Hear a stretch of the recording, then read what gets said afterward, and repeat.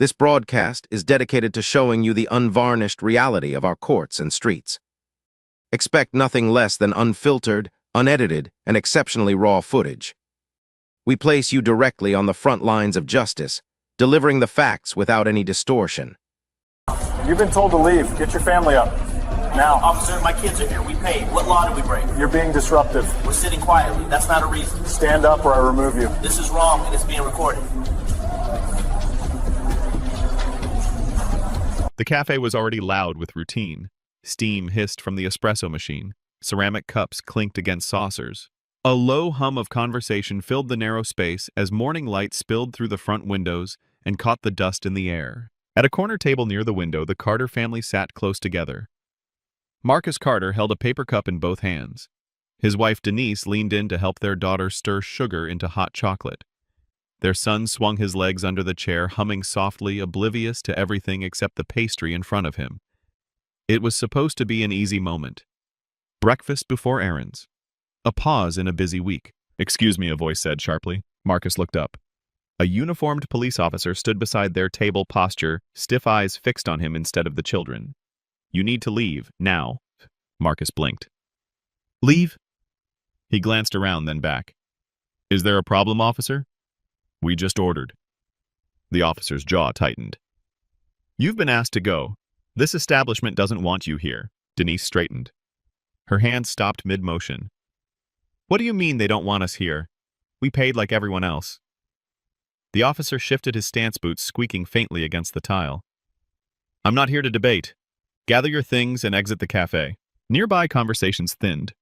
Someone at the counter stopped stirring their drink. A barista froze behind the register, eyes flicking between the officer and the family. Marcus felt the heat rise in his chest but kept his voice low. "Officer, can you explain what rule we've broken?" The officer leaned closer, lowering his voice just enough to sound more threatening than calm. "You're being disruptive." A complaint was made. That's all you need to know. The word disruptive hung in the air, empty and heavy. The children sensed the shift. The little girl looked up at her mother, confusion spreading across her face. "Did we do something wrong?" she whispered. Denise shook her head slowly, lips pressed tight. Marcus pushed his chair back just an inch, hands visible on the table. "We're not leaving unless you can tell us why. We're just sitting here." That was when the officer's tone hardened. He stepped closer, blocking the aisle between tables. "I said, get up, right now. Don't make this harder than it has to be." Phones began to appear. One at first, then another. A woman near the window lifted hers openly, no longer pretending. The smell of coffee suddenly felt sour to Marcus. He could feel eyes on his back, on his kids, on the way the officer loomed over them. In that small cafe, surrounded by strangers and morning noise, a simple family breakfast turned into a public removal. Not because of what they did, but because of who the officer decided they were. The story steps away from the cafe table and moves backward before the officer arrived and before the children learned how quickly safety could disappear. Marcus and Denise Carter built their life carefully. 2 full-time jobs, early mornings, long commutes. They chose routines because routines felt safe. Saturday breakfasts were one of them. Same cafe, same table when it was open. A place where their kids could sit without being rushed, where no one looked twice at them until that morning. Marcus worked in logistics for a regional distributor. Denise managed a dental office. Nothing about their lives was loud or reckless. They taught their children to say please, to clean up crumbs, to keep their voices low in public spaces. Do not draw attention. Do not give anyone a reason. Those lessons were learned, not imagined. They had chosen that cafe because it felt neutral, bright, busy, a place where families came and went without friction. They had been there before. No complaints, no problems, just coffee and pastries, and a moment of quiet before errands. The officer who approached them carried a very different history into that room. Officer Paul Whitman had been assigned to the downtown commercial district for years. Cafes, boutiques, outdoor patios. The kind of area where complaints mattered more than crimes and perception mattered more than facts. He was known for responding quickly, decisively. Business owners liked that. He did not ask many questions. He handled issues fast. His internal record showed a pattern that never quite crossed a line. Calls resolved without reports. Verbal warnings. People moved along. Complaints dismissed as misunderstandings. No body camera footage flagged. No sustained discipline. Each incident taken alone looked harmless. Together, they told a story no one bothered to read. Whitman believed strongly in keeping the peace. In his mind, peace meant removing anything that made others uncomfortable. When a cafe employee or customer called in a concern, he acted. He did not investigate motives. He did not ask follow-up questions. He assumed authority was enough. That morning, a call came in from the cafe. The description was vague. A family causing discomfort. Customers complaining. Whitman did not ask who complained or why. He did not ask what rule had been broken. He did not ask the manager to clarify. He walked in already certain the problem was visible. When he saw the Carters seated quietly with their children, the decision was immediate. Not because of behavior, because of familiarity with a pattern he had never questioned. The Carters did not know any of this as they sat with their drinks. They did not know that a call without details could become an order without explanation. They did not know that compliance was expected before reasons were given. By the time Whitman spoke to them, the outcome was already chosen. And the moment he blocked the aisle, the cafe stopped being a place of comfort and became a stage where assumption and authority collided in front of children who would remember it forever. The escalation did not come all at once. It crept forward, fed by silence and watching eyes. Marcus Carter remained seated, palms flat on the table, voice steady.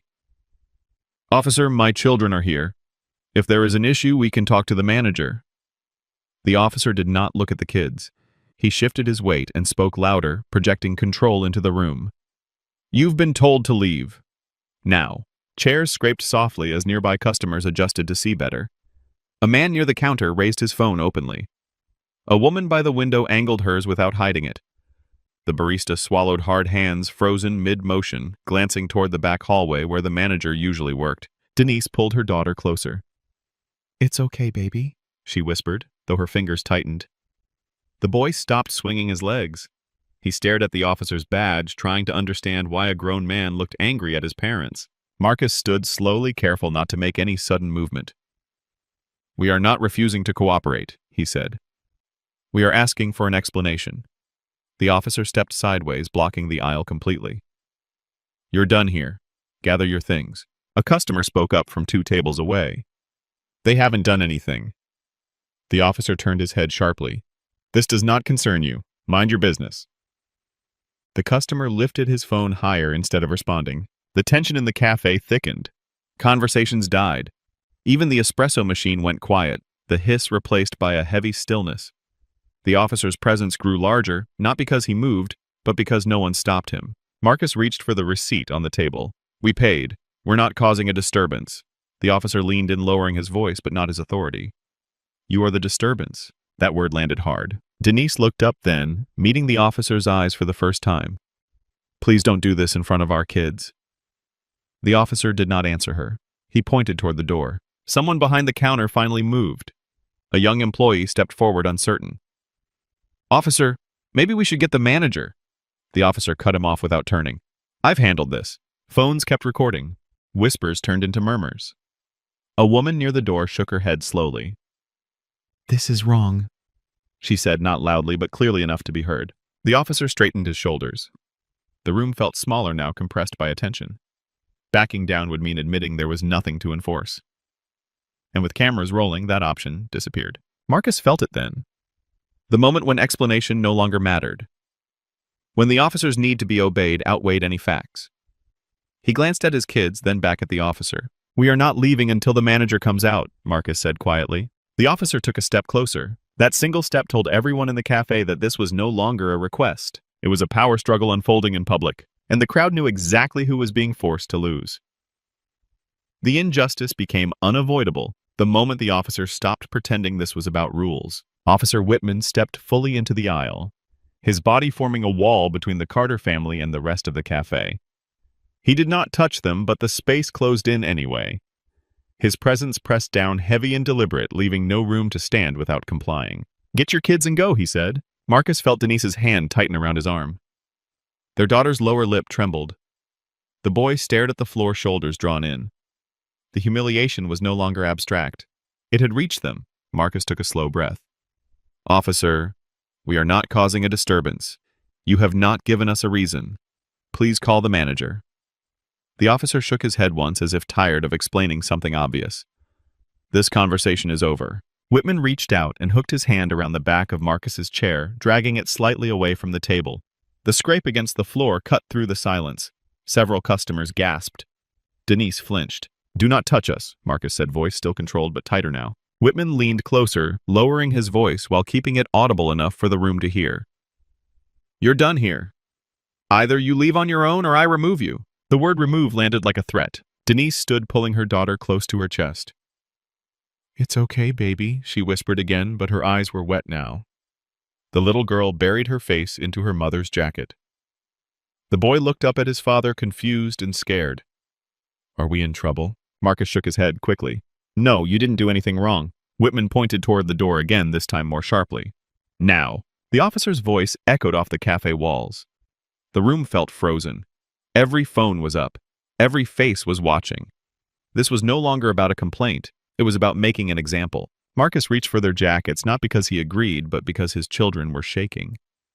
He knew the cost of staying might be higher than the cost of leaving in that moment. As he stood, Whitman moved closer still, crowding him, guiding him with a hand hovering inches from his chest. "Let's go," Whitman said. The family gathered their things under pressure movements, rushed and clumsy. Denise dropped a napkin. The boy nearly tripped over his chair. No one helped. No one laughed. The cafe felt like it was holding its breath. As they reached the door, Marcus stopped. He turned just enough to be heard. "This is wrong." Whitman stared back at him. Expression flat. "File a complaint." "La." The door opened. Cold air rushed in from outside, cutting through the warmth of the cafe. The family stepped out onto the sidewalk. Eyes burning dignity stripped away in full view of strangers. Behind them inside the cafe, the officer stood still for a moment, surrounded by cameras and silence. The injustice was complete. A family removed, children humiliated, no law cited, no rule broken. And inside the building, someone had finally reached the manager, who was already watching the videos. The revelation did not come from the officer. It came from inside the cafe. The manager pushed through the back hallway door, phone still in his hand, eyes already fixed on the officer. He had watched the last 2 minutes unfold on a shaky video sent by a regular customer. He had replayed it once. That was enough. "What happened here?" he asked. Officer Whitman turned. "I handled a complaint. They were being disruptive." The manager glanced past him through the glass door to the Carter family standing on the sidewalk. Denise holding their daughter tightly. Marcus crouched to speak quietly to his son. Then he looked back at the officer. "They are not disruptive," he said. "They are customers. And they did nothing wrong." Whitman's expression tightened. "I received a call from this location." The manager nodded. "Yes. Someone complained." "That does not mean you remove a family. That does not mean you do this." Phones were still up. The room was silent enough to hear the hum of the refrigerator behind the counter. The manager stepped closer to Whitman, lowering his voice but not his authority. "You are not authorized to remove customers from my cafe unless they violate policy or the law." They did neither. Whitman shifted his stance. "They refused to leave." "Because you never asked them to," the manager replied. "You didn't even talk to me." That landed. A customer near the door spoke quietly. "We all saw it." Another nodded. "Someone said it's on video." Whitman looked around, then finally noticing how many cameras were still pointed at him. The certainty he had carried moments earlier began to crack. He cleared his throat. "If there's an issue, they can file a complaint." The manager shook his head. "No, this is an issue now." He walked to the door, opened it, and stepped outside. Marcus looked up, guarded. Denise tightened her grip on the kids. The manager raised both hands, slightly signaling calm. "I'm the manager," he said. "I'm very sorry. You were asked to leave without cause. You are welcome here. If you want to come back inside, I will make sure that officer does not interfere again." Marcus hesitated. He looked at his children. Their eyes were still wide. He shook his head slowly. "We're not coming back in today." The manager nodded. "I understand. Please know this should not have happened." Behind him, Whitman stood in the doorway, face set, eyes fixed somewhere past the family. The manager turned back toward him. "You need to leave," the manager said. Whitman blinked. "Excuse me. You are done here, right now." The silence inside the cafe was absolute. Whitman hesitated, then stepped back. He said nothing. He turned and walked away, shoulders stiff, aware now of every camera following him as he exited. Outside, the manager stayed with the Carter family for a moment longer. He asked for their names. He asked if they were okay. He told them he had already called corporate and legal. As the family walked away down the sidewalk, Denise glanced back once. The cafe door closed behind them. Inside, customers finally exhaled. What had been framed as a routine removal was now something else entirely, because the person with authority inside that cafe had made a choice. And that choice had just shifted everything. The crusade for justice began before the coffee cups were cleared. By the time the Carter family reached the end of the block, the video had already spread beyond the cafe. Multiple angles. Clear audio. The officer's commands. The children's faces. The moment the chair scraped back. What looked like a small neighborhood incident on paper unfolded very differently on screen. Within hours, the footage was everywhere. Local news picked it up first. Then national outlets. Headlines framed it plainly. A family asked to leave. No rule broken. A manager stepping in too late to stop the harm, but early enough to expose it.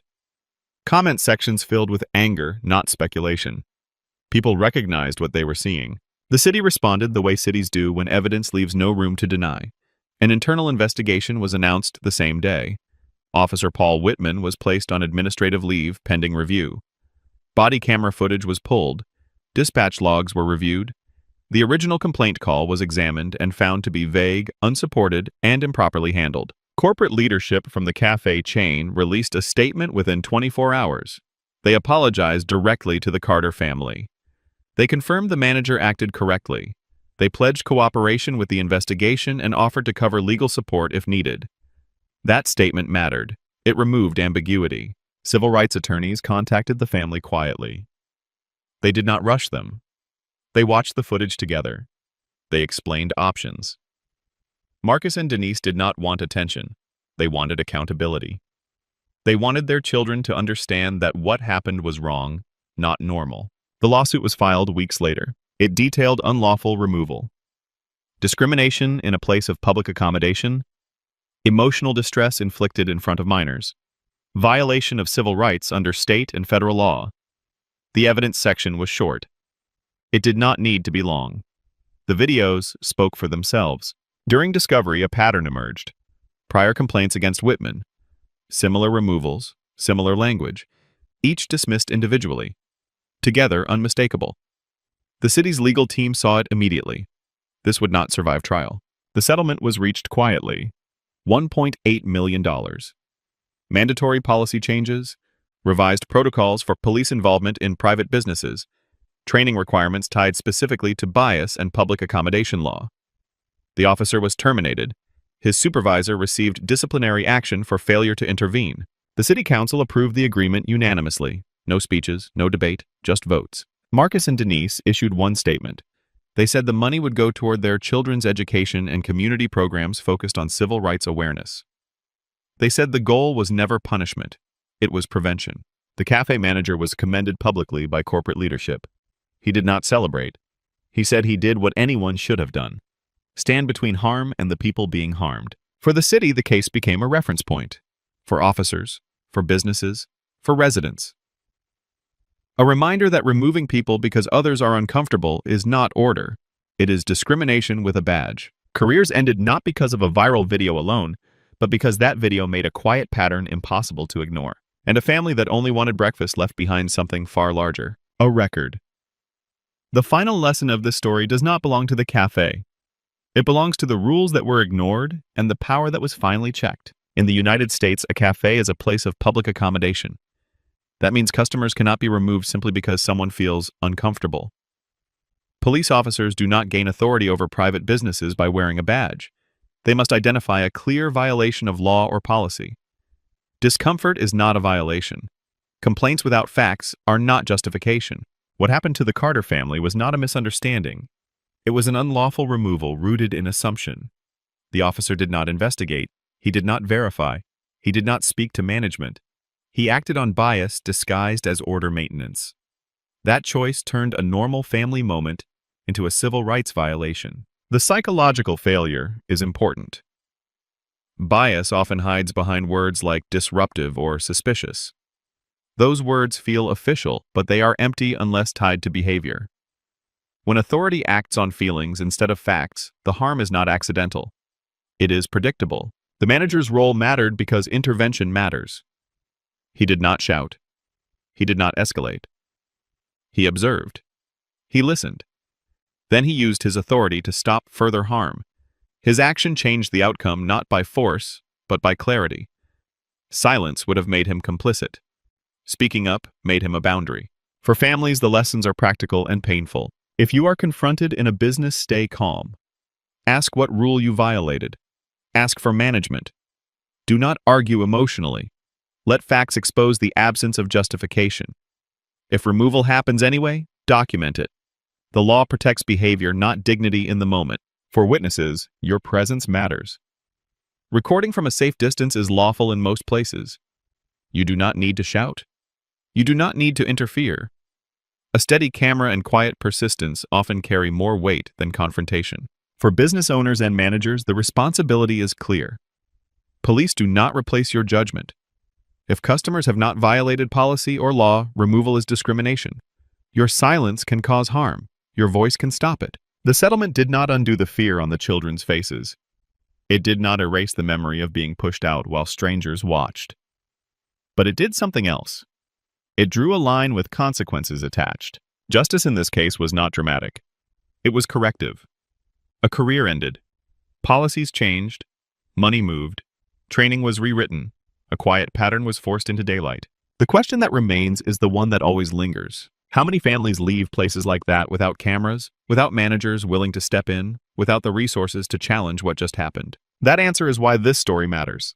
We exist to pursue the truth, no matter where it leads. It is our duty to hold power to account and shine a light on the facts. After all, the records don't lie. Thanks for watching and joining the conversation.